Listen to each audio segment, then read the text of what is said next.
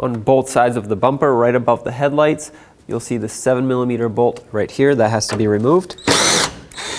Do this to both sides. Then switch to a 10mm and remove these 4 bolts here.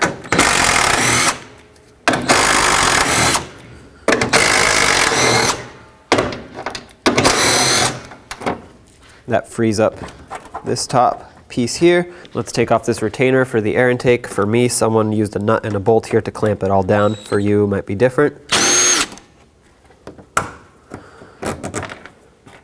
On each side of the bumper, right here where it meets the fender, if you pull the fender liner back, that exposes a 10mm bolt. Let's take that out. And then if you just follow it down here, there should be a couple push clips. Take out whatever is holding your fender liner to the bumper cover. All right, this part is free. Do the same to both sides. On the underside of the bumper, you'll see some 7mm screws as well as a push clip right there, but basically just follow it along and take all of them off.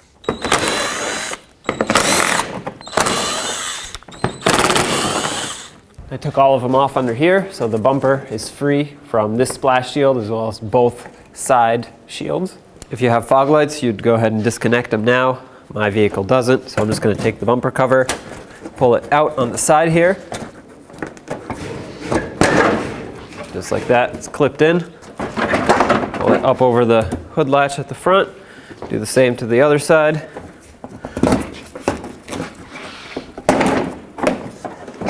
Now grab it, pull it away from the vehicle. Next to each headlight, you'll see this little plate bracket looking thing here. And I want to take this out just to make some more space. 10mm bolts right underneath, 2 of them. Take that out. Do the same to this side. Next, let's take off this air intake duct here. Pop the push clip up to unlock it. And then this wiring should actually be attached to it, but mine's not. That's fine. Pull it out of that retainer there, push it down, and then push it backwards to get it out of the way. And I'm just going to leave it right there. Well, actually, I'll just remove it since it wants to come out. That way, this gives us access over here. Then if you look on either side, you'll notice a push clip right here. I want to remove that.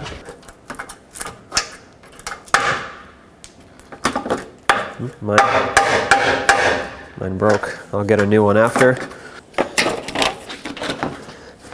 And you can take this, slide it up and out. Let's do the same to the other side.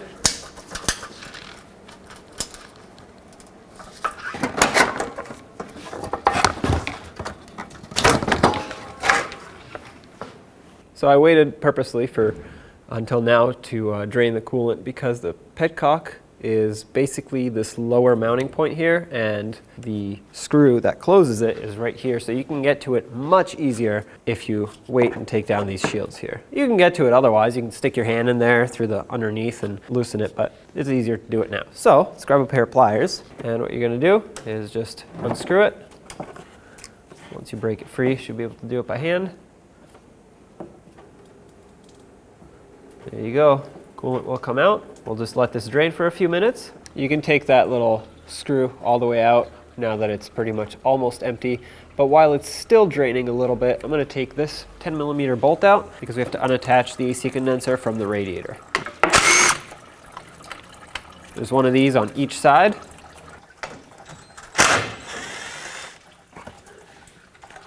Now this can get pulled down off of the radiator, and you can just leave it right here. It's down to a very slow drip, so I'm just going to go ahead and cap this off. That way it stops dripping everywhere as I remove the radiator. Now there are these 2 transmission lines here that need to either be disconnected or unhooked from the retainer, or take the retainer off of the radiator fans completely.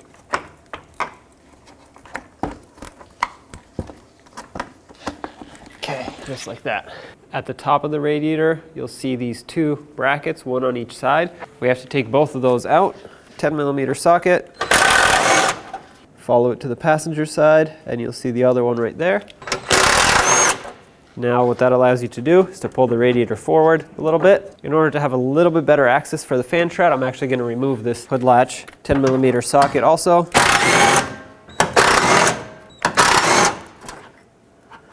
Just going to set this aside. Now you can reach in however you can and unplug the radiator fans on both sides, of course. Next, let's take off the hose clamp that holds the upper radiator hose on. I'm going to use my hose clamp pliers, but you can use regular pliers if you want.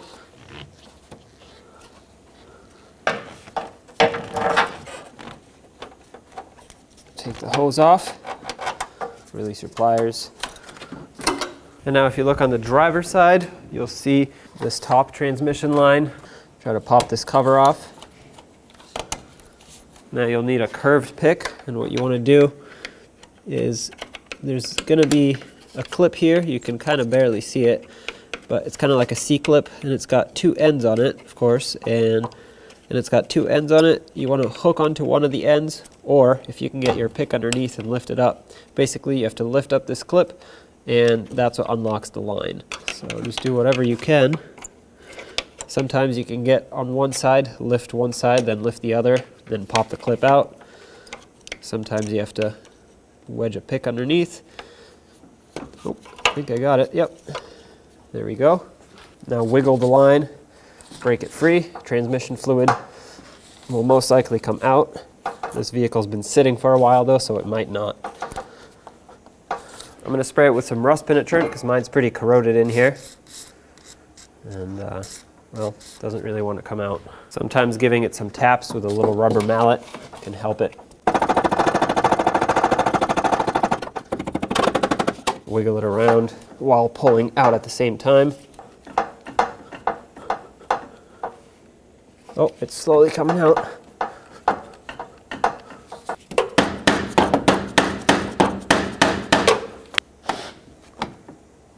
Okay, that's progress.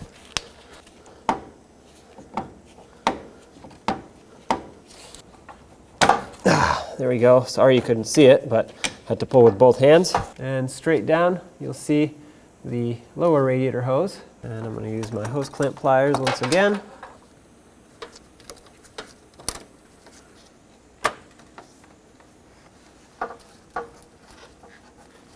Get this hose off. Again, coolant will be inside of this hose, so watch out for that. At the very bottom of the radiator, right between the two AC hoses, you'll see another transmission line right there, and we'll have to do the same exact thing that we did to the upper one in order to remove it. Now you want to grab your radiator with the fans, pull it up.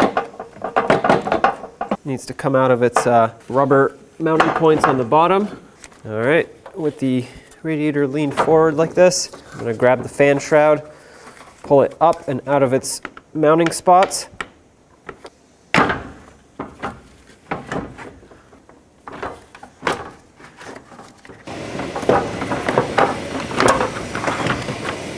With the two disconnected, you can take the radiator up,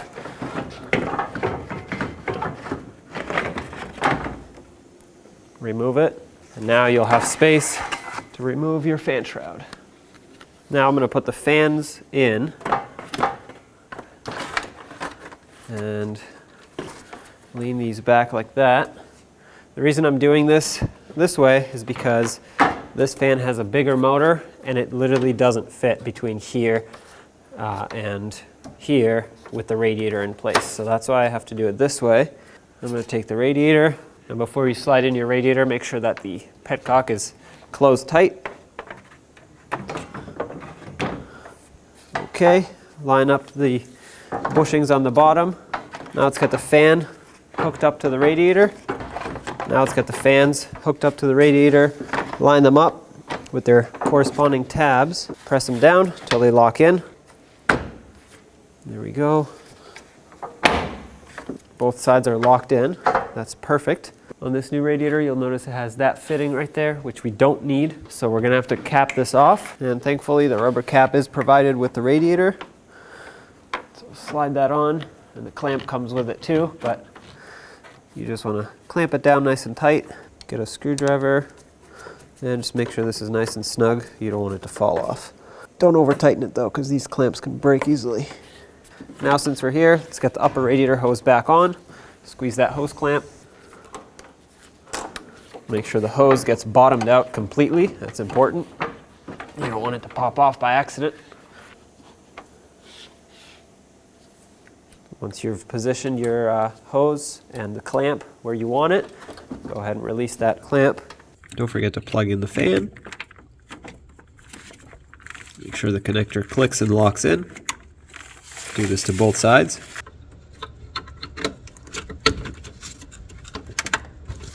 And next I'm going to get the lower radiator hose back on as well. Put the clamp on. If your clamps feel weak, by the way, and if they don't hold well anymore, you should definitely replace them. You can use some warm clamps instead, if that's what you have, or get new ones of these. Otherwise, under pressure, your hose will pop off. I know I still have to do the lower transmission line, but might as well put this upper one in. Putting it in is going to be a lot easier than removing it because it's not going to be corroded anymore. Just press it on till it clicks. Give it a tug to ensure that it is secure. And then to lock it in fully, put this cap back on and make sure that snaps into place as well. And now do the same thing to the lower transmission line. Now pick up the radiator once the lines are all in and drop it into its rubber mounts down at the bottom. Right there, that's it. Let's put on the top mounts so that it's nice and secure.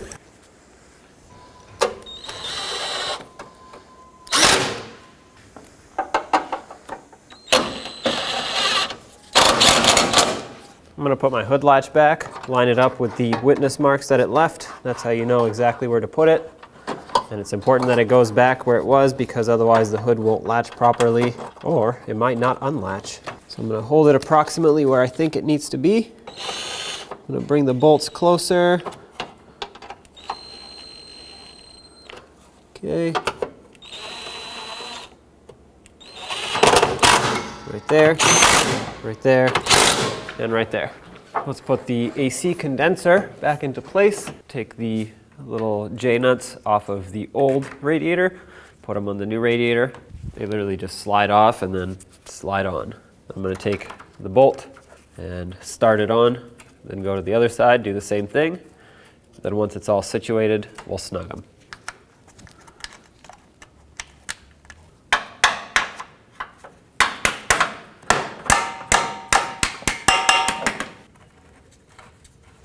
Snug them up. Now let's put these shields back, slide them down. They have to twist a little bit in order to fit. Might come undone, that's okay. Make sure everything is lined up. Now we can put in all the push clips that were holding these in. So there was one over here, one over here. Underneath there was one on each side holding this shield to this shield. Let's put on these two brackets, one on each side. They're labeled left and right. The driver's side is the left side and the passenger side is the right side if you don't know. Two 10mm bolts, snug them up. And do the same to both sides, of course.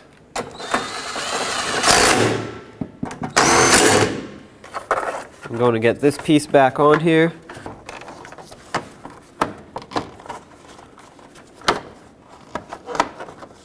Okay, there we go. This wiring harness was attached to it and then had a push clip underneath here, which I guess I can't see because I put the bracket on.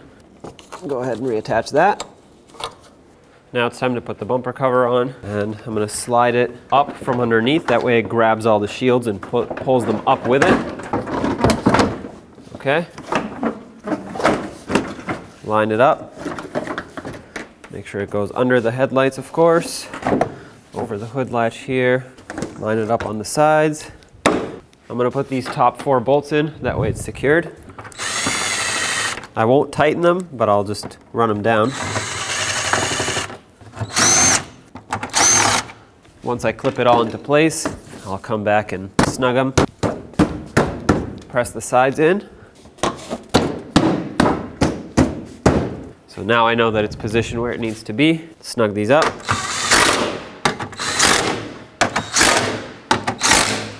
Right on the headlight brackets here, there were 7mm screws. Let's reinstall these. one on each side. Let's get the side mounting bolts back in. And I had 2 push clips on this side, one up here, and one down here. There should be 3, I only had 2. Do the same to the other side. 3 7mm screws going on this shield here. Now you want to just follow it along and put back all the screws that were holding all of your shields in place.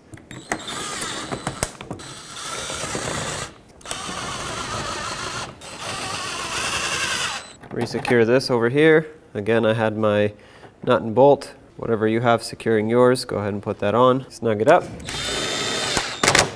Now I'm going to fill up my cooling system.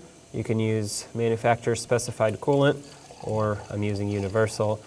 I'm going to fill up this overflow almost all the way, and then I'm going to start the engine and let the water pump circulate, push the air out, and pull the coolant in.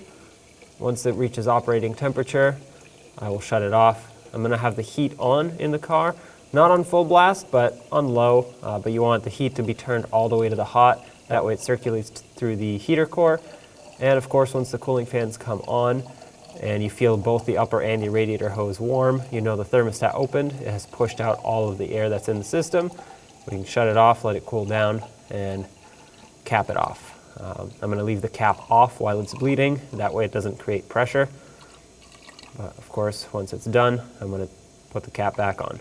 So I'm going to leave it right about there, and then we'll turn on the engine and let it bleed.